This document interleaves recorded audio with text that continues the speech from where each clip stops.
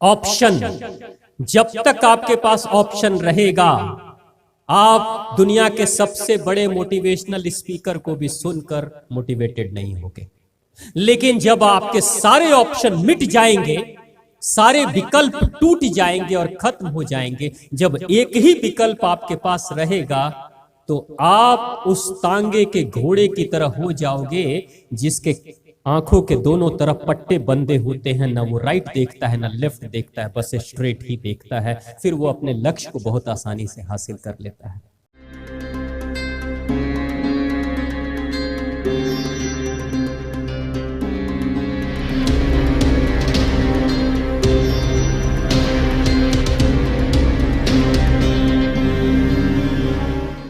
तो जीवन में हमेशा याद रखने की जरूरत है कि जब आपको कोई और कष्ट देता है तो आपका मन व्यथित होता है, दुखी होता है ना। जब कोई और कष्ट देता है तब आपका मन दुखी होता है और आप उस कष्ट से कभी भी खुश नहीं हो सकते। लेकिन एक दूसरी स्थिति है, जब आप स्वयं को कष्ट देते हो तो मन दुखी नहीं होता। स्वयं को कष्ट देते हो तो मन दुखी नहीं होता, जबकि उलट में मन खुशी से भर जाता है।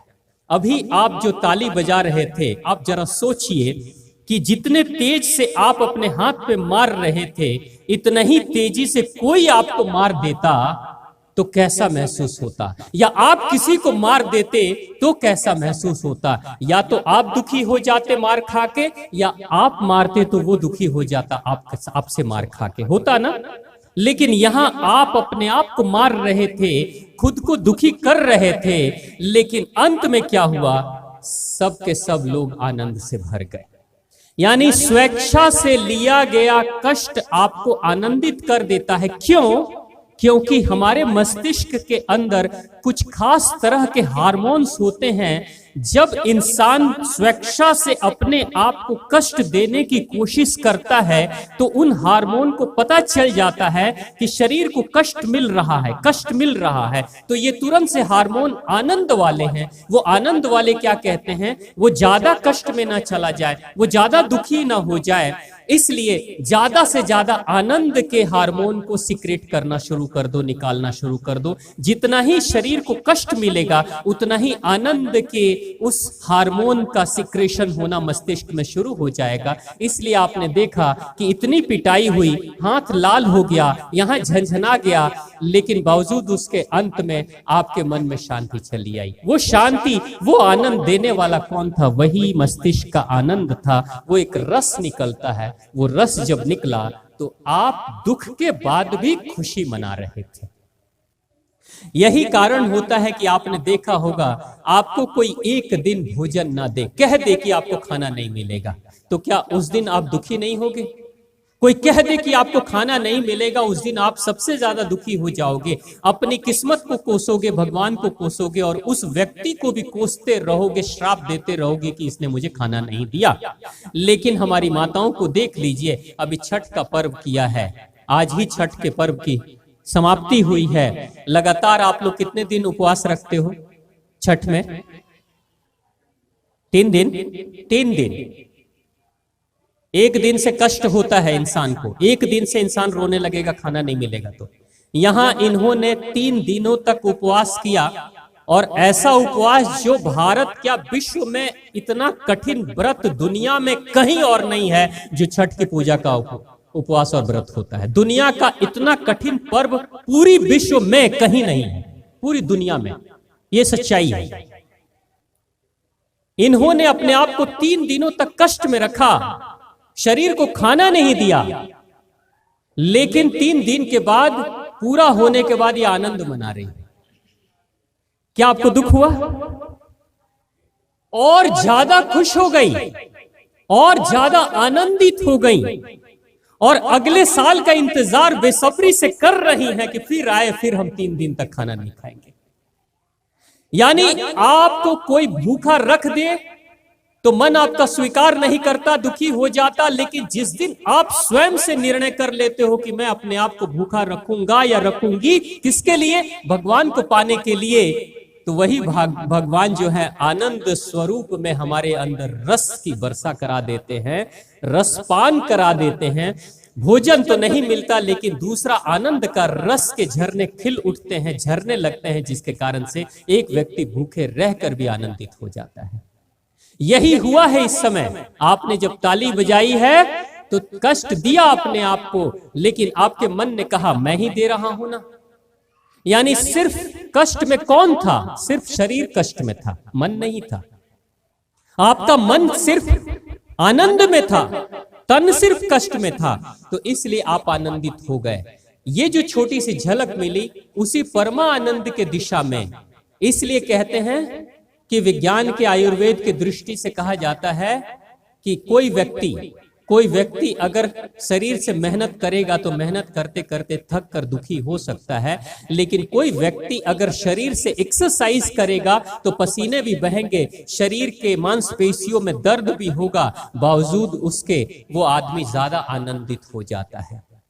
यानी जीवन में हमेशा याद रखिएगा कि भगवान की दिशा में जब आप आगे की तरफ बढ़ोगे तो आप ही स्वेच्छा से भगवान की भक्ति, भगवान को पाने के लिए धीरे धीरे आनंद की दिशा में आगे की तरफ बढ़ते हो। और वहां बढ़ते बढ़ते बढ़ते बढ़ते एक दिन छोटी सी आनंद की झलक मिलती है, लेकिन छोटी सी झलक बढ़ाते बढ़ाते बढ़ाते एक दिन आप उस परमानंद की दिशा में पहुंच जाते हो, उस स्थिति में पहुंच जाते हो। और जिस दिन उस स्थिति में पहुंच जाते हो उस दिन श्री कृष्ण मिलते नहीं हैं, आप ही श्री कृष्ण हो जाते हो। और श्री कृष्ण जो हो जाता है वो कृष्ण का नृत्य करता है, वो कृष्णमय हो जाता है, वो भागवतमय हो जाता है। और जो भागवतमय हो जाता है उसके सामने अगर यमराज भी आकर खड़े हो जाएं तो वो स्वेच्छा से कहेगा चलो, मन भर गया इस दुनिया से, अब चलो मैं चलने के लिए तैयार हूं।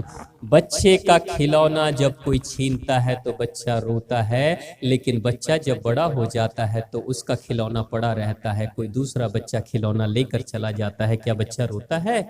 नहीं रोता है ना। यानी भागवत महापुराण की कथा हम सभी बच्चों को बड़ा बनाने की कोशिश है। 7 दिनों में ही हम बड़े बन जाएंगे। जैसे राजा परीक्षित बड़े बन गए थे और राजा परीक्षित ने सहज भाव से अपनी मृत्यु को स्वीकार कर लिया था, वैसे ही सहज भाव, यानी बच्चा खिलौना से रो रहा है, ये दुनिया, ये संसार खिलौने के रूप में है, लेकिन बड़ा जब बच्चा हो जाता है, बड़ा इंसान बन जाता है, तो खिलौने पीछे छूट जाते हैं और मस्ती में वो आगे की तरफ बढ़ जाता है। तो यही है भागवत महापुराण जो आपके अंदर उस मस्ती को जगाएगा। लेकिन शर्त एक है, राजा परीक्षित को 7 दिनों में वो मस्ती कैसे मिल गई? राजा परीक्षित को भागवतमय जीवन कैसे मिला? राजा परीक्षित के अंदर से मृत्यु का डर कैसे खत्म हुआ? उसके पीछे सिर्फ एक कारण है, हजारों लाखों करोड़ों लोग भागवत महापुराण की कथा सदियों से सुनते आ रहे हैं, लेकिन राजा परीक्षित वाली स्थिति क्यों नहीं आती है? दूसरे लोगों की जो दूसरे भागवत महापुराण की कथा सुनते हैं, राजा परीक्षित की क्यों चली आई? एक कारण है, राजा परीक्षित के सामने डेडलाइन थी, 7 ही दिन हैं, बस 7 ही दिन हैं, 8वां दिन नहीं आने वाला है। 7 ही दिन था, जब वो डेडलाइन उसको मिल गई थी तो वो व्यक्ति हर गुजरने वाले दिन को गिनता था। अब मेरे पास सिर्फ 6 दिन बच रहे हैं, अब मेरे पास सिर्फ 5 दिन बच रहे हैं, अब मेरे पास सिर्फ 4 दिन बच रहे हैं, अब मेरे पास सिर्फ 3 दिन बच रहे हैं। ऐसा सोचते जा रहा था, सोचते सोचते 7वें दिन उस स्थिति में पहुंच जाता है राजा परीक्षित। लेकिन हम सभी या लाखों करोड़ों लोग जो भागवत महापुराण की कथा सुन रहे हैं, उनके दिमाग में क्या होता है? 7 दिन की कथा सुन लेते हैं, 8वें दिन जाना है पहुनाई, रिश्तेदारी, बच्चे के लिए काम करना है, लड़की के लिए लड़का ढूंढना है, नौकरी करने जाना है, तो किसी को कुछ देना है, किसी से कुछ लेना है। होता है कि नहीं ये सारी प्लानिंग? यानी हमारे लिए 8वां दिन भी है। राजा परीक्षित के पास एक दूसरा 8वां दिन नहीं है। जैसे राजा परीक्षित ने सोचा बस 7 दिन, तो 7 दिन में कल्याण हो गया, लेकिन जब व्यक्ति सोचता है 8वां दिन भी आएगा तो कल्याण नहीं होगा।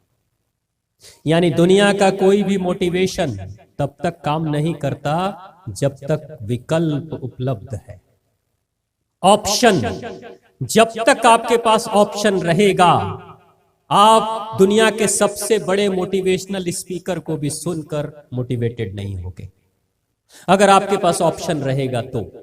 लेकिन जब आपके सारे ऑप्शन मिट जाएंगे, सारे विकल्प टूट जाएंगे और खत्म हो जाएंगे, जब एक ही विकल्प आपके पास रहेगा, तो आप उस तांगे के घोड़े की तरह हो जाओगे जिसके आंखों के दोनों तरफ पट्टे बंधे होते हैं, ना वो राइट देखता है ना लेफ्ट देखता है, बस स्ट्रेट ही देखता है। फिर वो अपने लक्ष्य को बहुत आसानी से हासिल कर लेता है। भागवत कथा, भागवत महापुराण सुनने वाले लोगों के हृदय में जब तक ये बात रहेगी विकल्प खुले बहुत हैं, 7 दिनों के बाद भी 8वां दिन आएगा, 7 दिनों के बाद भी 8वां दिन आएगा, तो 7 दिन गुजर जाएंगे पता भी नहीं चलेगा। ना कोई परिवर्तन मन में होगा, ना परिवर्तन आत्मा में होगी, कुछ नहीं होने वाला है। हिमालय के क्षेत्र में जहां से हमारी आर्मी गुजरती थी, वहां का एक पुल कमजोर हो गया था, जर्जर था, टूट रहा था, लगभग टूटा हुआ ही था। मंत्रालय के लोग कई सालों से योजना बना रहे थे, कई सालों से योजना बना रहे थे कि पुल को फिर से बनाना है, निर्माण करना है, रिपेयर करना है, लेकिन वर्षों से योजना बन रही थी और पुल का रिपेयर मेंटेनेंस नहीं हो रहा था, रिपेयर मेंटेनेंस नहीं हो रहा था। योजनाएं बन रही थी, फंड निकल रहा था, फंड जारी होता था, सरकारें प्लानिंग करती थी, सब कुछ हो जाता था, अप्रूवल्स मिलते थे, लेकिन पुल नहीं बनता था। एक बार लड़ाई छिड़ गई। लड़ाई जब छिड़ी थी, भारत और चाइना में या पाकिस्तान में कोई लड़ाई जब छिड़ी थी, तो क्या हुआ कि उस समय आर्मी को उसी रास्ते से गुजरना था और उसी रास्ते से तोप, गोले बारूद सब कुछ जाने थे और हमारे आर्मी के सिपाहियों को भी जाना था, फौजियों को भी जाना था। तो जो पुल कई वर्षों में नहीं बन पाया, वो सिर्फ 3 दिन में बन गया था। 3 दिन में वही उन्हीं लोगों ने बनाया। क्यों? जीवन में जब इमरजेंसी आती है ना, तो व्यक्ति ऐसे काम करता है, युद्ध स्तर पे काम करता है, वो साधारण काम नहीं करता, वो युद्ध स्तर पे काम करता है। जब तक युद्ध स्तर ना हो अंदर, जब तक युद्ध स्तर अंदर घटित ना हो, तब तक परिवर्तन नहीं होता। लाख गरम हो आपका सोना या लोहा, सोनार की तरह हथौड़े मारते रह जाओगे, जिंदगी गुजर जाएगी, परिवर्तन कुछ नहीं होगा।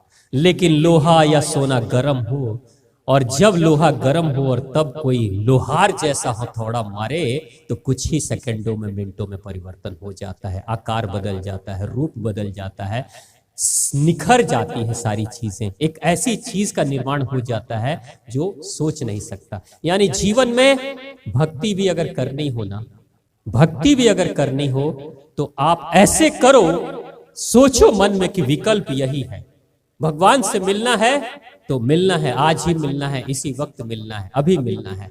तो आज राजा परीक्षित की कथा हम सिर्फ न सुने, हम स्वयं राजा परीक्षित बने, जिसको मौत ने कह दिया है 7 दिन है तुम्हारे पास, 7वें दिन मैं तुम्हें डस लूंगा, 7वें दिन मैं तुम्हें डस लूंगा। एक बात बताइए, क्या हम राजा परीक्षित बन सकते हैं? बन सकते हैं? कितने लोग बन सकते हैं? हाथ उठाइए कि मैं राजा परीक्षित बनने के लिए तैयार हूं इन 7 दिनों में। देखिए, हाथ भी नहीं उठ रहे। राजा परीक्षित तो दूर की बात है, हाथ उठाने में भी संकोच हो रहा है। तो राजा परीक्षित का मतलब क्या हुआ? राजा परीक्षित का मतलब, जब हम ये सोचते हैं राजा परीक्षित हमें नहीं बनना है, तो जरा बताइए, हमारा जब काल रूपी तक्षक नाग जब डंक मारेगा, तो 7 दिनों के अलावा किसी और दिन मारेगा? जब काल आएगा, मृत्यु आएगी, तो क्या मृत्यु हमें 7 दिनों के अलावा किसी और दिन लेकर जाएगी? वो 7 दिन, इन्हीं 7 दिनों से, सोमवार से लेकर रविवार तक, यही 7 दिन रहेंगे। हमारे लिए भी आज परीक्षित बने, चाहे 10 साल के बाद परीक्षित बने, बनना तो पड़ेगा ही, बनना तो पड़ेगा ही। तो प्रेम से बोलिए भागवत महापुराण की, भगवान श्री कृष्ण की जय, राधा रानी सरकार की जय।